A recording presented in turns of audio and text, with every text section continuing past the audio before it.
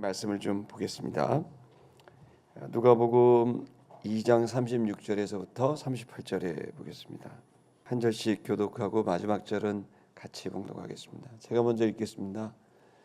또 아셀 지파 바누엘의 딸 안나라 하는 선지자가 있어 나이가 매우 많았더라. 그가 결혼한 후 7해 동안 남편과 함께 살다가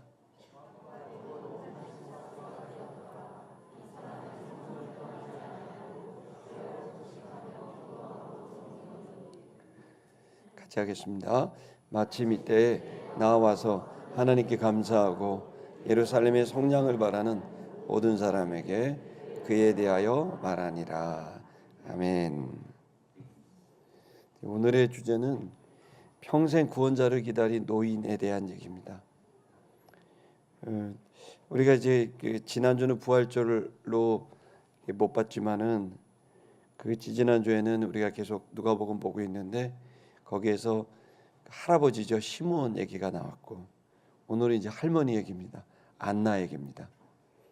그 성경은 이 할아버지 할머니가 보통 노인들이 아니라 영적으로 눈이 열린 분들이라는 거예요.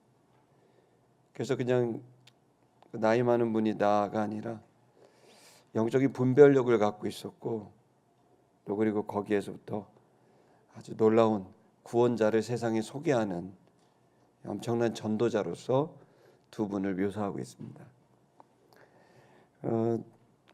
시몬은 나이가 많으셨지만은 의로운 분이었고 누가 보더라도 좋은 삶을 살았던 존경받는 어른이셨고 또 그가 그렇게 살 수 있었던 것은 경건한 사람이었다라고 되어 있습니다. 그리고 이스라엘의 위로를 기다리는 나라와 민족을 사랑한 분이었습니다. 그래서 이스라엘 백성들이 하루속히 정상으로 돌아와서 우상을 버리고 하나님이 기뻐하는 깨끗하고 정결한 민족으로 국가로 서기를 바라는 그러한 분이셨습니다.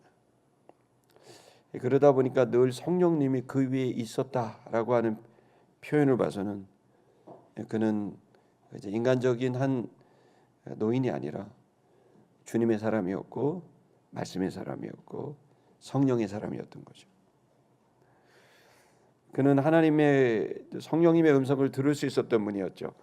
그래서 주님이 보내주신 그리스도를 네가 보기 전에는 죽지 아니하리라라는 음성을 성령님을 통해 들었습니다. 그러니까 여러분 이 시간 우리 모두가 보이지 아니하시는 그분이시지만 성령님과 교제하고 소통할 수 있는 영적인 여러분들 되시기를 축복합니다.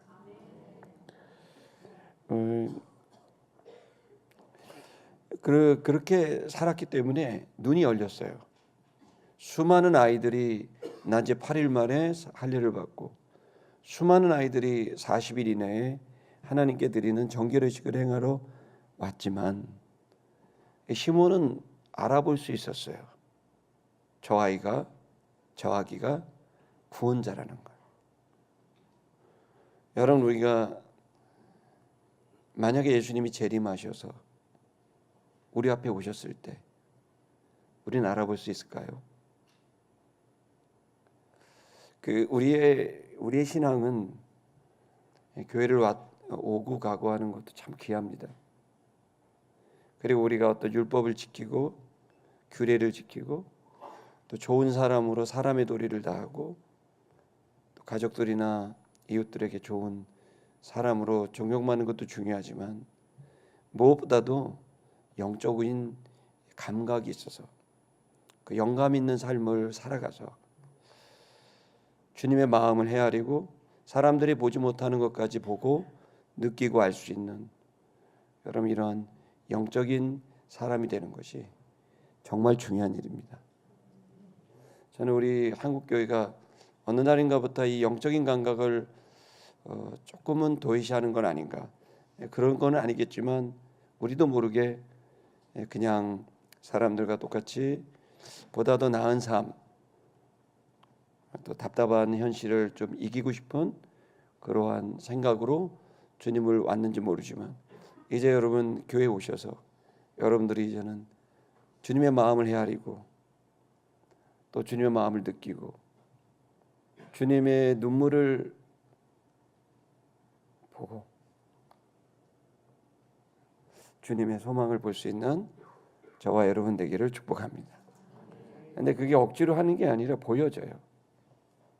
사람의 마음이 읽혀지고 그 사람의 중심이 보이는, 여러분 이거는 뭐 과장된 어떤 표현이라기보다 주님께서 늘 주님의 사람들에게 주시는 그러한 삶의 그 지경이 넓혀지는, 물리적인 지경이라기보다는 어떤 영적인 지경이 넓혀지는 그런 은혜가 우리 안에 있다는 사실을 우리는 이 본문을 통해서도 알 수 있고 또 우리의 일상의 삶에서도 알 수 있다고 생각합니다.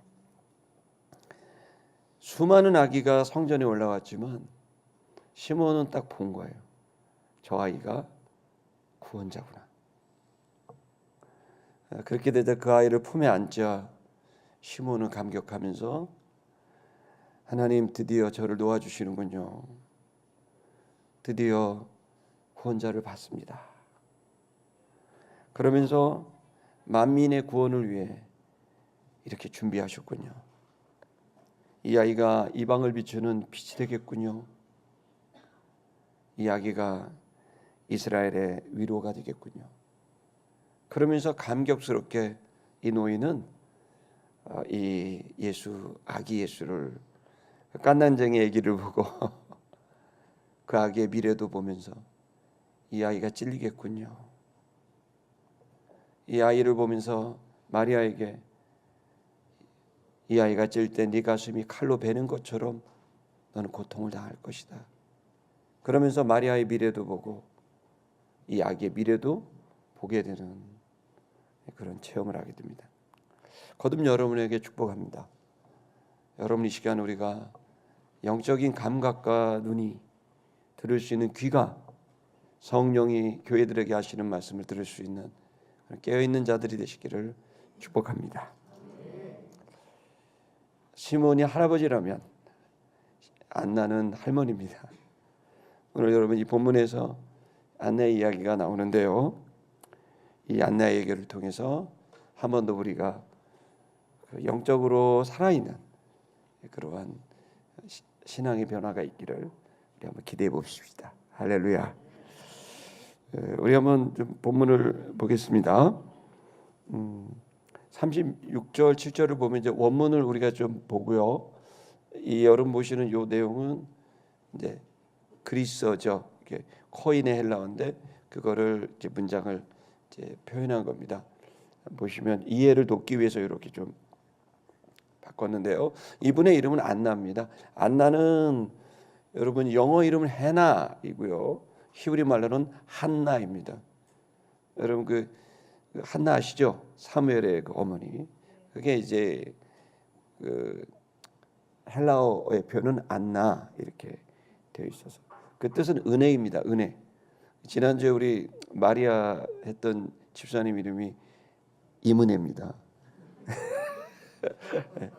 똑같은 안나고 해나고 영어로는 해나고 이제 안나 하나입니다. 근데 이분은 이제 선지자입니다. 이제 선지자라는 표현을 한 거예요. 선지자라는 말은 여자 선지자 이렇게 여성형을 썼는데 선지자는 말씀을 받아서 그 말씀으로 기도하고 말씀을 전하는 그러한 이제 말씀의 사람이에요.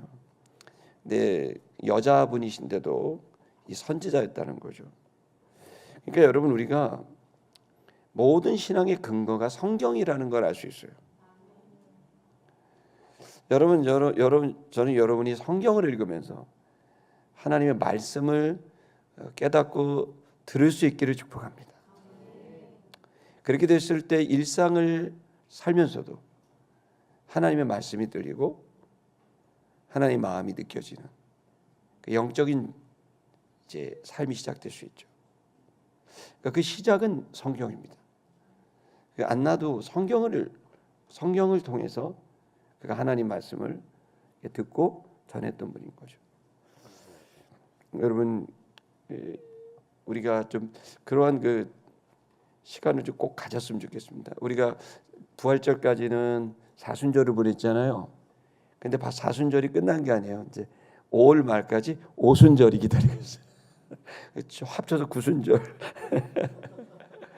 한 100일 동안은 하나님과 함께하는 시간이 크리스천들에게 있습니다. 오순절은 특별히 중요한 건 변화입니다. 아무리 부활을 알았고 봤어도 변화되지 않으면 소용없죠. 아무리 예수님을 따라다녀도 부활하신 모습을 봐도 변화되지 않으면 소용이 없겠죠.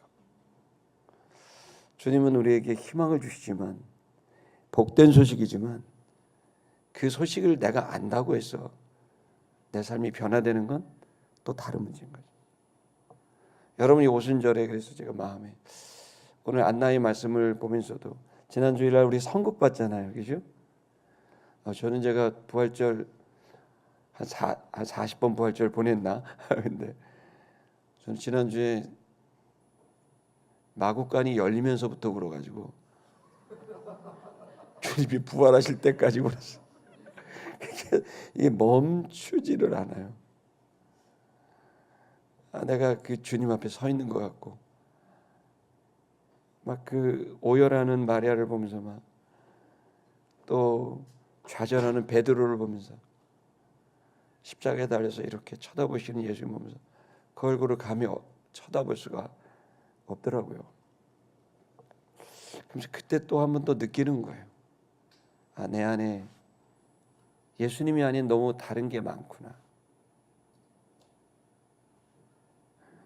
그 예수님을 다시 제가 제 안에 채울 수 있는 시간이 돼서 얼마나 행복했는지 몰라요.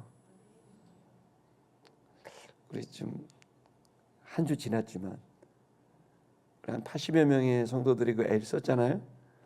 그냥 넘어가면은 이거 좀 입장료를 한 100만 원씩은 냈어야 되는데 투란도트보다 난 것 같아요. 우리 수고하신 분들이 있는데 나 박수하고 싶은데 어떻게 이거 하나님께 허락받은 거야. 수고한 분들 우리 너무 애썼다고 우리 박수하겠습니다. 고맙습니다. 그 중에 많은 분이 일본 가시죠. 일본을 향해 일본이 어디지? 저쪽인가? 그러니까 애를 쓰고 있습니다. 안나는 주님이 늘 계셨던 거죠. 우리가 눈이 내 것만을 보면 주님이 안 보이고 진실이 안 보이고 진리가 안 보이고 안 느껴져요. 그 말씀의 사람이 되는 건 볼 수 있는 눈이 열리는 거죠. 이 안나는 여자분이셨지만 선지자였습니다. 또 그분은 바누엘의 딸이었는데 그 바누엘은 아셀 지파였어요. 아셀. 우리 저기 이스라엘 선교사님 그 셋째 아들 이름이 아셀이죠. 아셀이야 똑같은 말이에요. 아셀은 그 야곱의 8번째 아들이에요. 굉장히.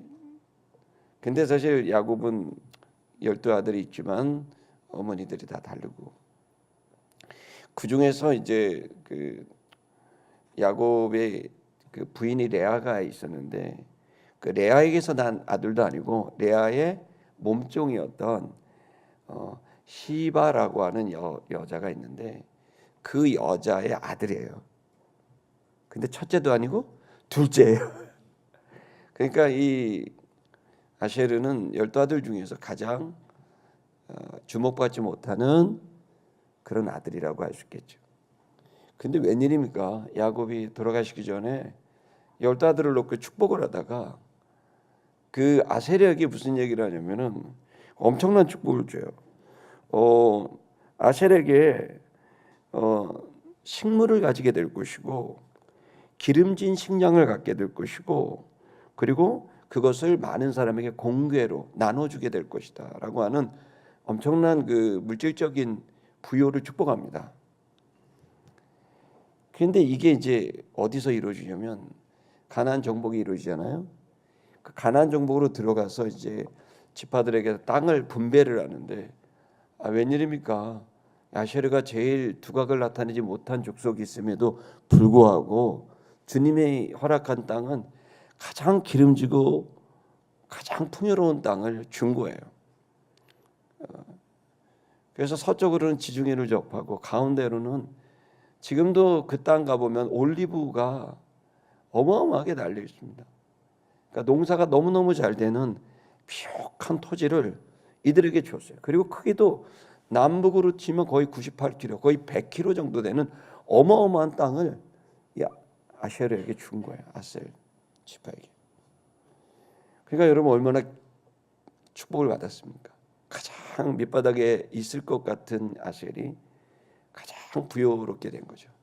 자, 그럼 어떻게 되겠어요? 은혜를 갚고 복된 삶을 살아야 되는데, 아이고 안타깝게도 아셀은 치명적인 실수를 범합니다. 가장 좋은 땅을 얻었는데 거기서 가나안 족속들, 우상 숭배하는 족속들을 몰아내고 그 땅을 네가 주도해라 라고 말씀하셨음에도 아셀은 가나안 족속을 하나도 몰아내지 않았어요. 그리고 그들의 기술, 그들이 풍요롭게 농사짓는 기술, 그 농사짓는 거로 또다시 나누는 그런 것들을 그들에게 받고 그들과 함께 살았어요. 그리고 그들의 종교, 그들의 문화를 조금씩 받아들이게 됐어요. 가장 좋은 땅을 받았는데 오염되게 된 거예요. 신앙을 놓게 되고 결국에는 어떻게 되냐면 이 아셀 지파가 완전히 타락을 해서 그 사사기서를 보게 되면은 그 아주 유명한 여자 선지자 드보라가 있는데 그 드보라가 이스라엘 백성들 지금 연합을 해서 싸워야 될 일이 있다. 그래서 오라 그랬는데 모든 지파가 갔는데 누가 안 갔냐면 아셀 지파가 안 갔어. 그러니까 드보라가 너무 화가 나서 이 나태함에 빠진 자라고 막 하면서 공격을 받을 정도로 가장 좋은 기회를 얻었는데 그는 오염돼서 영향력을 잃어버리고 그리고 점점 힘이 약화되고 이제 여러분이 읽으신 이 본문의 내용쯤 돼서는 아셀 지파는 거의 영향력이 없는 지파로 전락하게 된 사람이에요. 그래서 여기서 그걸 굳이 강조한 거예요. 그런 족속에서 이런 할머니가 나왔다 이거예요. 그러니까 여러분 참 우리들이 하나님이 여러분 각자에게는 꼭 은혜와 복을 줄 겁니다. 기회는 꼭 옵니다. 그것이 여러분의 공부하시는 분들은 아주 훌륭한 그런 연구 결과를 줘서 좋은 논문도 쓰실 수 있고 또 아니면은 좋은 기술을 가진 분들은 최고의 기술을 발휘해서 기가 막힌 제품을 만들어내실 수 있는 기회도 그런 기술도 하나님 좀 줄 겁니다.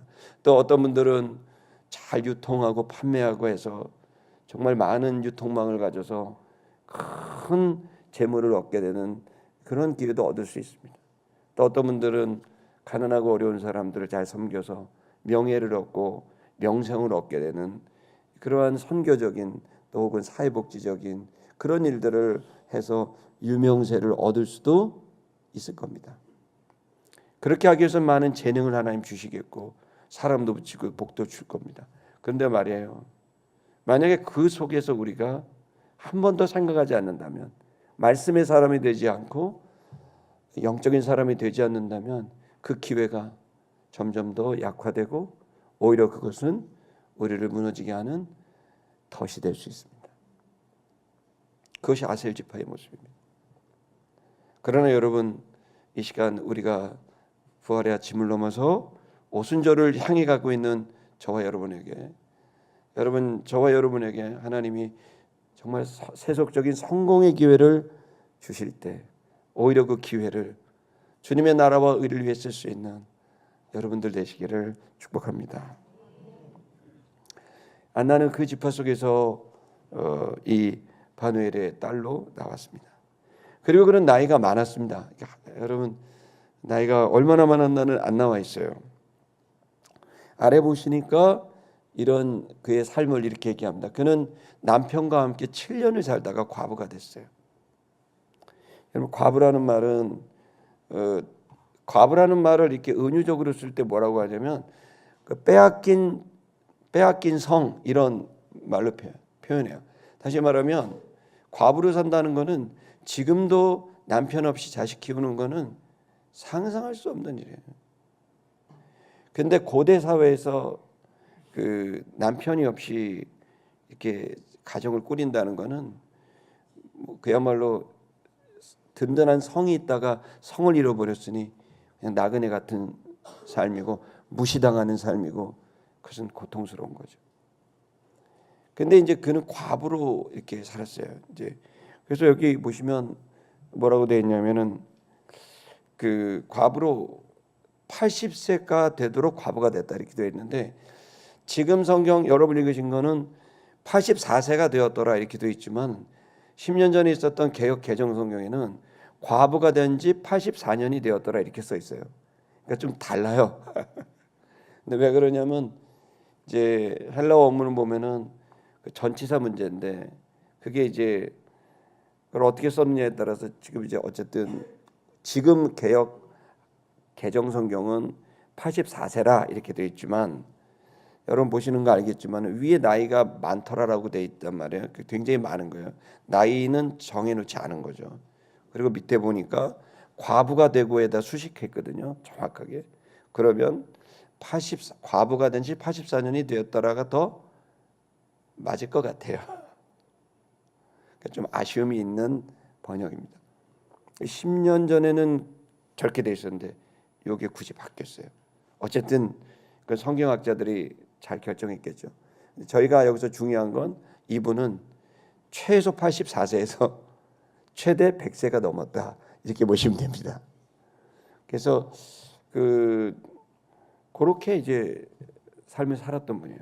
그러니까 인간적으로 볼 땐 희망이 없는 거예요.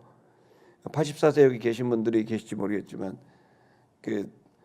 전 지금 60도 안 되는데 힘들어 죽겠는데 84세가 되면 얼마나 불편하시겠어요. 그러니까 여러분 이분이 이제 84세 넘어서 100세가 됐다 그러면 너무나 노쇠한 분이겠죠. 또 하나는 과부로 84년을 보냈다. 그러면 그의 인생은 눈물이 없으면 들을 수 없는 84년이었겠죠. 근데 이러한 불쌍한 할머니예요. 어떻게 보면. 근데 이 불쌍한 할머니가 다음 구절에서는 전혀 다른 얘기를 합니다. 뭐라고 되냐면 이 사람은 섬기고 있었다. 주어를 분사로 수식하죠. 섬기고 있었다. 금식과 기도함으로 섬기고 있었다. 어디에서? 성전에서. 어떻게? 성전을 떠나지 아니하고. 그러니까 이 할머니는 이 연로하신 할머니는 성전을 떠나지 않고 주님을 섬기고 있었고 교회를 섬기고 있었다는 거예요. 근데 그가 할 수 있었던 건 연로했기 때문에 몸으로 뛰는 게 아니고 과부로 살았기 때문에 돈으로 할 수 있는 것도 아니었고 그는 몸으로도 할 수 없었고 돈으로도 할 수 없었어요. 그런데 그가 할 수 있었던 건 뭐냐면 자기에게 주어진 생명, 호흡, 이 호흡으로 금식하며 기도하며 주님을 섬기고 있었다는 거예요. 근데 이걸 이렇게 보면 이거 할머니가 그 정도 하는 거니까 이렇게 생각이 될지 모르겠지만 전혀 그렇지 않아요. 우리는 하나님의 일, 아니 세상의 모든 일이 똑같을 거예요. 아무리 일을 잘해도요. 우리가 어떤 일을 잘해내는 일이 있어요. 아주 강력하고 화려하고 아주 우리의 정신을 또 우리에게 효익이 되는 강력한 일을 일 잘하는 사람이 있을 수 있어요. 근데 아무리 일을 잘해도요. 그 사람이 사람에 대한 존중감이 없는 관계에 대한 인간관계에 대한 대인관계에 대한 그러한 좋은 모습, 좋은 태도가 없다면 그 사람이 아무리 일을 잘해도 그 사람은 계속 외로워지고 단절되고 힘이 있으니까 사람 겁주고 힘이 있으니까 그 사람에게 뭔가를 주겠다고 하면서 다루지만 진정으로 사람들에게 존중과 진정으로 사람들의 사랑을 받지는 못해요. 억지로 그 힘을 부릴 뿐이에요. 그래서 그 힘이 빠지면 자기 일을 따를 사람이 없다는 걸 알아요. 그래서 끝까지 권력을 줘요. 그래서 그런데 열매는 안 나타나요. 그러니까 여러분 일을 잘하는 거는 엄청난 축복이고 재능입니다. 아멘. 그래서 지혜도 있고 연구도 하시고 기술도 생산하시고 유통하시고 판매하시고 뭐 복지하시고 선교하시고 다 좋아. 그 뛰어난 재능이 있어요. 일을 잘하는 건 중요한데 일을 잘하는 거에만 초점을 맞췄단 여러분 우리는 일만 열심히 하고 나중에 공허감에 빠질 거예요. 한순간에 외로워져요. 한순간에 고독에 빠져요. 한순간에 외톨이가 돼요.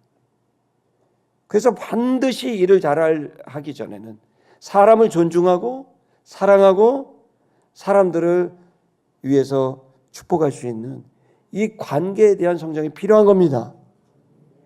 근데 사람을 잘한다는 게 쉬운가요? 사람들이 좋은 모습만 나한테 안 보여요. 그렇기 때문에 사람의 관계를 잘하려면 내 자신이 단단해져야 돼요. 내 영혼이 자신감이 있고 여유가 있고 단단해져야 불편한 사람도 끌어안고 기회를 주고 다시 한번 일으킬 수 있는 여러분 그 단단함이 인격 속에 너무 중요하다는 것을 우리는 살아가면서 알게 되는 거예요. 그러면 그 여유와 그 열정과 여러분 이러한 인성이 어디로부터 나옵니까? 여러분 사람은 근본적으로 자기가 주인이 됐을 땐 자신감은 오히려 오만이 돼서 사람을 무시하는 것으로 나오고 또 내가 겸손함은 다른 사람을 책임지지 못하는 늘 열등감에 시달리는 거예요. 그 불편한 소리를 못 들어요. 열등감이 있는 사람은. 조금만 불편한 소리 하면 막 고함치고 막 화내고 여러분 모든 사람은 나를 오해할 수 있는 권리도 있고 오해할 수도 있는 겁니다.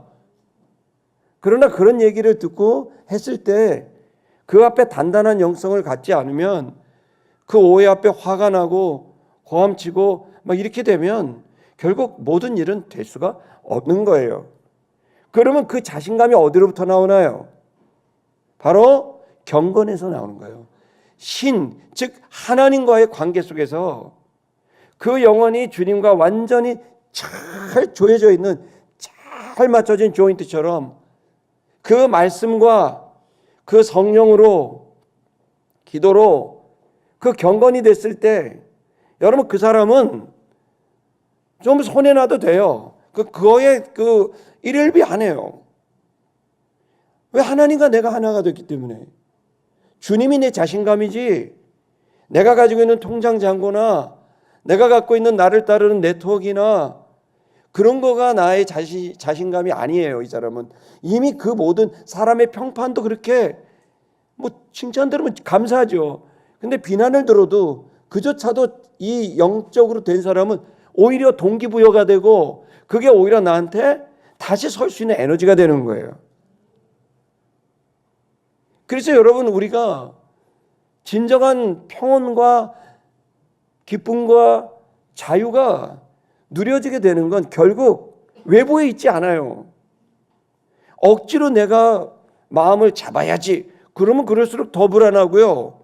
더 단단해지면서 사람들과 관계가 어려워지고 그렇게 되면 일이 안 되고 칭찬받으면 일 잘했다. 칭찬 안 하면 탁 집어던지고 그건 너무 낮은 의식이고 그런 사람이 지도자가 되면 큰일 나는 거죠. 여러분 이 시간 그렇다면 우리가 결국 본질로 원류로 들어가 보면 어디가 셈입니까? 바로 안 나가고 있는 금식과 기도예요. 안 나가고 있는 이 말씀, 그 말씀 앞에서 금식과 기도를 통해 그 영적인 작업을 갖게 되는 일이 그의 인성과 의식과 생각과 사고방식과 가치관과 언어, 생활방식, 문화, 사역, 업무 이 모든 영역에 힘이 되는 거예요. 여러분 제가 야구 선수 10년 했잖아요. 옛날에. 지금은 허우대만 멀쩡하시고 여러분 야구를 치면 저는 홈런을 많이 쳤어요. 공을 멀리 치는 법을 알아요. 어떻게 쳐야 되는지 아세요? 힘은 홈런을 치려면 뭐를 해야 홈런을 칠까요? 힘을 세게 주면 홈런을 칠 수 있는 방법은 연결이에요. 홈런 힘을 쓰려면 발목이 좋아야 돼요. 무릎이 좋아야 돼요. 땅에다가 박아야 돼. 박아야 돼. 그리고 이 힘이, 땅의 힘이 발목, 무릎, 허리, 어깨, 팔목까지. 어디에 힘을 제일 많이 줘야 될까요? 그래서 어떻게 치냐면 살살 쳐도 멀리 나가요. 딱 나옵니다. 팔목에 힘이 없고 관절에 힘이 없어도 연결을 시켜야 돼요. 이 힘을, 단단한 힘을 내 몸에 연결해서 치게 되면 힘을 빼도 돼요. 그러면 연결이 되면 그 힘이 내 힘이 아니라 근본에서부터 올라오는 힘이 연결이 되면 여러분 물리적인 힘도 나와요. 여러분 우리는 종이 쪽 같거든요. 이 종이가 있는데요. 이 종이가 힘을 발할 어떻게 될까요? 이게 단단한 바위에 붙어 있으면 태풍이 불어도 안 흔들려요. 모든 힘은 절대적인 존재, 물리적인 힘조차 그럴 텐데 영적인 힘도 그래요. 하나님에게 붙어 있어야 돼요. 그 하나님에게 붙어 있는 힘이 제일 중요한 힘이에요. 그 하나님에게 내 생각이 붙어 있고, 하나님에게 내 감정이 붙어 있고, 하나님에게 내게 의지가 붙어 있는 순간 그 사람의 그 힘은 여러분 강력한 힘이 될 수 있다는 걸 믿기를 축복합니다. 그래서 여기서 금식과 기도예요. 그 금식은 뭐고 기도는 뭘까요? 항상 두 개가 패어 짝이 돼요. 기도는 내가 원하는 목적이 있는 것이라면 금식은 태도인 거예요. 여러분 내가 하나님께 뭔가를 구하였을 때 내 태도가 잘못되고 내 내면이 잘못됐는데 하나님한테 구한다면 그건 하나님이 불편하실 수 있겠죠. 속에는 저 사람이 욕심이 가득하고 탐욕이 가득하고 분노가 가득하고 이기고 싶은 그런 뭔가 불편한 마음이 가득한데 너무 아름다운 표정으로 주님께 구한다면 여러분 주님은 그걸 듣고 어떤 마음이 들까요? 우리에게는 기도라는 것과 금식이라는 것이 꼭 필요한 거예요. 그럼 금식은 뭐냐? 우리를 완전히 비워내는 거예요. 금식은 실제로도 절식이고 단식이고요. 그걸 통해 오로지 내 안에 주님만이 있게 한다라는 생각을 갖는 결정이 금식이에요. 그래서 이것은 흉악의 결박을 끊어요. 다시 말하면 내 내면에 있는 상처, 내 내면에 있는 열등감, 내 내면에 있는 무력감, 이 모든 것들 그것이 나를 자꾸 지배하는데 그 모든 흉악의 결박을 끊어버리게 해요. 그래서 금식을 하게 되면 내 안에 주님이 채워지게 되는 거예요. 그것은 여기 써 있잖아요. one thing, 하나를 구하는 거예요. 오직 한 가지를 구하는 거예요. 그건 주님을 구하는 거예요. 금식은 내 존재 안에 나라고 하는 이 여러분 인격을 우리 공간으로 이해를 해봅시다.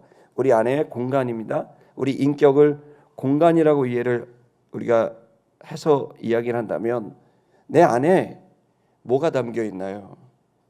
이 도대체 몸 안에 뭐가 담겨 있나요?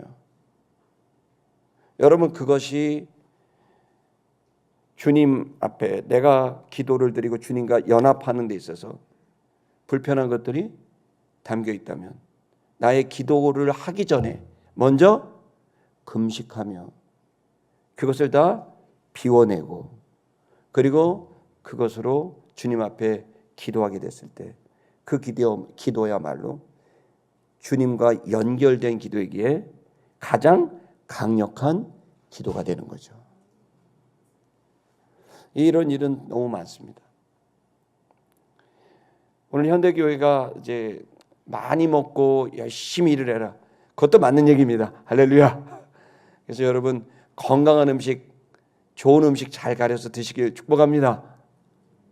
왜 이렇게 아멘을 안 하세요? 좋은 음식 드세요. 그리고 또 우리 교회 보니까 조금 이제 국법에 좀 위배되는 음식을 드시는 분들도 아직 이제 개고기를 이렇게 드시는 분들도 계시더라고요. 그래서 그 법이 허용하는 한 드시길 축복합니다. 아니 뭐 그냥 안 드셔도 좋지만 그게 몸에 꼭 필요하면 드셔서 힘을 얻기를 바랍니다. 힘을 내십시오. 아멘. 그래서 잘 먹어서 힘 좀 내시죠. 근데 이제 더 근본적인 힘을 말씀드리는 거예요. 그 근본적인 힘에 있어서 하나님이 나와 연결되는 데 있어서 불편한 것들이 있다고 한다면 여러분 중요한 기도, 중요한 순간 이 금식을 결정할 수 있는 지혜가 여러분에 있기를 축복합니다.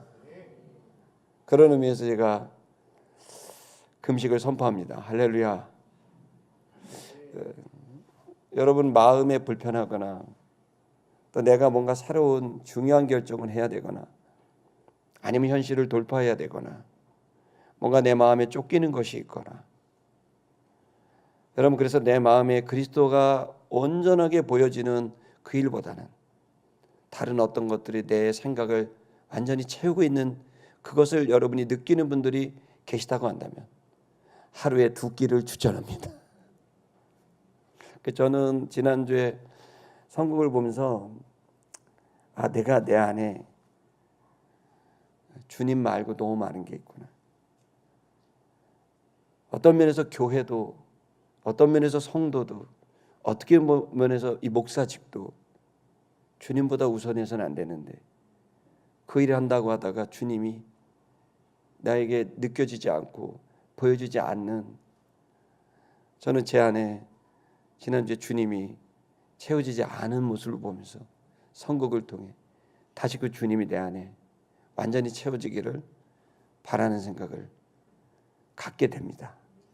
그것은 제게 맡겨진 사명을 잘하기 위한 것이고 제게 맡겨져 있는 가정을 잘하기 위한 것이고 그것은 저에게 주어진 삶을 잘하기 위한 저는 강력한 사역을 하기를 원합니다. 그러나 그 강력함은 역설적이게도 모든 것을 비워내는 금식으로부터 그리고 주님으로부터 온다는 사실을 이 시간 저와 여러분이 깨닫기를 축복합니다. 그렇게 이 안나는 금식하면서 그렇게 주님 앞에 나아갔습니다. 38절에 보니까 그랬더니 어떻게 돼요? 눈이 열린 거죠. 38절을 넘기겠습니다. 이때 나왔다. 때마침 아기 예수가 나온 거예요. 그랬더니 이 안나가 할머니가 알아본 거예요. 시몬처럼 알아본 거예요. 그래 알아보더니 하나님께 감사를 드렸어요. 감사한다는 말이요. 이렇게 긴 말이요. 안도 몰로게 오마이 기대기죠. 이 단어는 거의 안 쓰는 단어예요. 근데 이게 감사하다는 말에 이게 쓴 거는요. 이 말의 의미를 몇 개 넣었는데 합성어인데 이거는 그동안 있었던 이야기들을 계속 이야기를 하고 그 모든 스토리들을 얘기하면서 감사했던 그런 뜻이에요. 순서적으로 감사했다. 그러니까 이 할머니가 100년 가까운 삶을 살면서 자신이 얼마나 절망 속에 살았는지 그 스토리가 이 속에 있는 거예요. 그러면서 그 할머니는 한 분을 구한 거예요. 구원자가 오시기를. 이 구원자가 오셔서 자신의 삶, 이 구원자가 오셔서 이 유대민족의 타락한 이 유대민족이 구원받기를. 로마의 압제도 힘들어 죽겠고 너무나 큰 세금을 물리니까 로마가 막 압제하고 분봉왕들이 막 세금을 중앙세 지방세 막 세금 다 들어가니까 너무 힘들고 더 나아가서는 힘 있는 사람들이 아무런 문제가 없고 힘없는 대중들은 다 고통받고 더 나아가서는 심지어 성전에서도 막 예배드리는 재물들을 파는데 돈을 파는데 돈을 많이 낸 사람은 좋은 자리를 주고 돈이 없는 사람은 성전에서 받지도 못하게 하고 매점 매석을 성전 안에서 하고 그러니까 완전히 세상도 그렇고 교회도 그렇고 완전히 오염된 이 상황에서 이 안나나 시몬 같은 경건한 사람은 고통스러운 거죠. 그 이야기를 하면서 뭘 구했겠어요? 한 가지를 구했어요. 구원자를 구한 거예요. 주님이 오셔서 로마의 압제로부터 우리를 구속하시고, 주님이 오셔서 다윗의 왕조처럼 그렇게 다시 그 영광을, 이 나라의 민족에 주님의 영광을 재현하여 주시옵시고, 주님이 오셔서 우리의 죄로 물들어져 있는 세상을 완전히 깨끗하게 하셔서 부흥이 일어나고 회개가 일어나고 변화가 일어나게 하여 주옵소서. 안나의 그 갈망이 바로, 금식이 바로, 기도가 바로 그것이었는데 웬일입니까? 아기가 왔는데 그 아기를 보는 순간 이 아기가 바로 그 모든 절망으로부터 우리를 구원할 구원자라는 것을 알게 되니까 감격에 겨워서 하나님께 그 모든 이야기를 순서적으로 얘기하면서 감사했다는 거 아닙니까? 여러분, 구원은 꼭 옵니다. 그것이 개인의 구원이든 가정의 구원이든 여러분 절대 망하지 않습니다. 여러분의 가정 절대로 이대로 끝나지 않습니다. 하나님은 어떤 형태로든 한 개인을, 한 가정을, 한 공동체를, 교회를, 민족을 반드시 구원자를 보내 기회를 주시고 그를 통하여 이 땅에 살아갈 이유와 목적을 완성하셔서 영광을 받으실 주님의 섭리가 있다는 걸 믿기를 축복합니다. 여러분, 이것은 마치 이런 거와 같을 거예요. 제가 이 설교를 준비하다 갑자기 마음에 저 북한에 80년 동안, 여러분 조선민주주의 인민공화국이 들어오기 전까지 저 북한에는 참 1000개가 넘는 교회가 있었습니다. 그러나 모든 교회는 단 10년 만에 세상의 지도자 한 사람 바뀌었다고 10년 만에 1958년 9월 9일 조선민주주의 인민공화국 창건 10주년 기념사에서 더 이상 북한에는 교회가 없다. 단 10년 만에 교회가 다 사라진 거예요. 평양은 부흥의 땅이었어요. 1907년 부흥의 땅, 그래서 한국교회가 이렇게 위대한 번영을 이루고 한국 사회가 이렇게 학교가 세워지고 병원이 세워지고 초중고가 세워지고 복지재단이 세워지고 여러분 이처럼 놀라운 번영을 이루게 된, 여러분 그 시작이 참 평양부흥인데 그 평양부흥이 있었던 바로 그 자리에 김일성 동상이 세워진 거 아니에요? 여러분 이 일이 일어날 때 북한에 이런 상상이 드는 거예요. 설교 준비하는데 어떤 할머니가, 하나님 안나 같은 할머니가 있겠다. 하나님 80년 어떻게 보낸지 아세요? 구원을 원합니다. 하루속히 소리내서 예배할 수 있는 날을 허락하여 주옵소서. 하루속히 소리내서 예배할 수 있는 날을 허락하여 주옵소서. 저는 분명히 80년 동안 안나와 같은 이 경건한 할머니가 북한의 지하교회에 있다고 생각합니다. 여러분 그처럼 우리 모두에게는 각각마다 개인의 구원에서부터 가정과 공동체, 민족의 구원까지 갈망하는 일이 있다고 생각하는데, 여러분 이 구원의 날에 여러분 분명히 주님께서 기회를 주실 줄 믿고 안나처럼 소망하고 시몬처럼 소망하는 여러분 되시길 축복합니다. 그랬기 때문에 된 거죠. 아래 구절을 보시면 그는 이렇게 말합니다. 이제 감사할 뿐만 아니라 사람들에게 이 구원자 아기를 전파합니다. 이 아기에 대하여 말을 하기 시작했습니다. 예루살렘의 속량을 바라는 모든 사람. 여러분 예루살렘의 속량이란 말이 뭐냐면 경제 용어예요. 속량은 1세기경의 경제 용어인데 몸값이란 뜻이에요. 1세기 지금은 노예 제도가 없지만은 1세기경에는 노예 제도가 있거든요. 그 노예 제도가 있을 때 그 노예를 긍휼히 여겨서 자유인을 만들고 자신과 함께 살아가기 위해서는 그 몸값을 지불해야 돼요. 그게 바로 속량하는 거예요. 그래서 몸값을 지불하게 되면 그 노예가 묶였던 노예를 자유롭게 해서 함께 갈 수 있도록 하는 그 속량이 있는 거죠. 다시 말하면 이스라엘 백성들은 또 안나는 묶여 있다고 생각한 거예요. 우리 모두가 지금 어떤 거에 묶여 있다. 독재자에게 묶여 있고, 로마에게 묶여 있고, 타락한 지도자들에게 묶여 있고, 종교 지도자들에게 묶여 있고, 그리고 근본적으로 죄에 묶여 있고, 우리는 전부 묶여 있다는 거예요. 그래서 이스라엘의 회복, 속량, 그것은 다윗과 같은 왕이 다시 와서, 그 다윗의 자손, 그 다윗과 같은 왕이 와서 이스라엘 백성들을 구출해내는, 그 몸값을 지불하고 완전히 구출해내는 이 구원자의 역사를 그는 기다려왔고, 그것을 백성들이 기다려왔는데, 바로 그 구원자가, 그 몸값이 바로 이 악이라는 것을 사람들에게 알렸다는 거예요. 여러분, 우리는 이렇게 생각됩니다. 만약 주님이 재림을 하셨을 때 우리는 알아볼 수 있을까?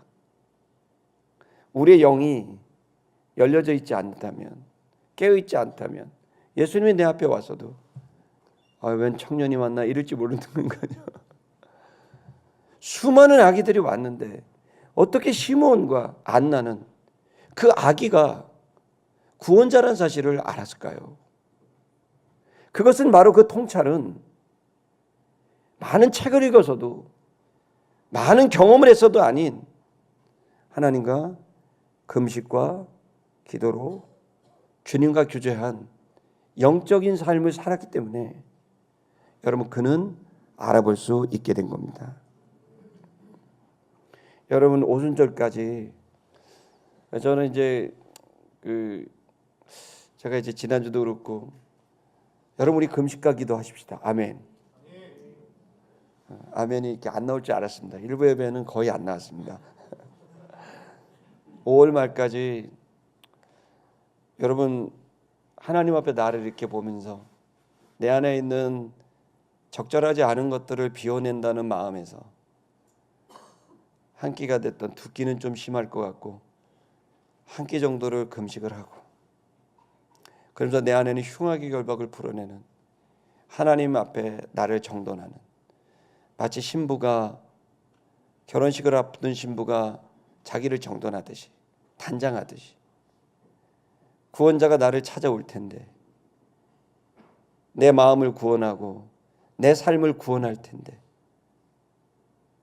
그 구원자가 오실 때 내가 알아볼 수 있도록 내 안에 있는 모든 것들을 다 비워내고 오직 주님을 구하는 이 경건을 저는 여러분에게 제시합니다. 그리고 그것을 여러분 기도하며 말씀과 기도로 나아갈 수 있는 여러분의 도전이 있기를 축복합니다.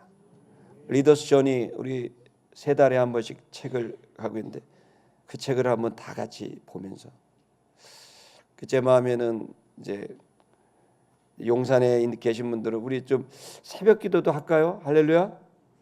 1예배 때 이거 했더니 또 아멘 이렇게 안 나왔어요. 더 안 나왔거든요. 1예배 때는. 3예배 때는 나오기를 바랍니다. 새벽 예배 다 합시다.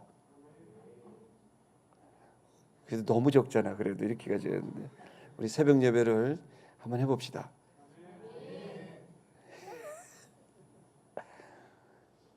오순절까지 하루에 한 끼씩 금식도 해봅시다. 점점 줄고 있어요.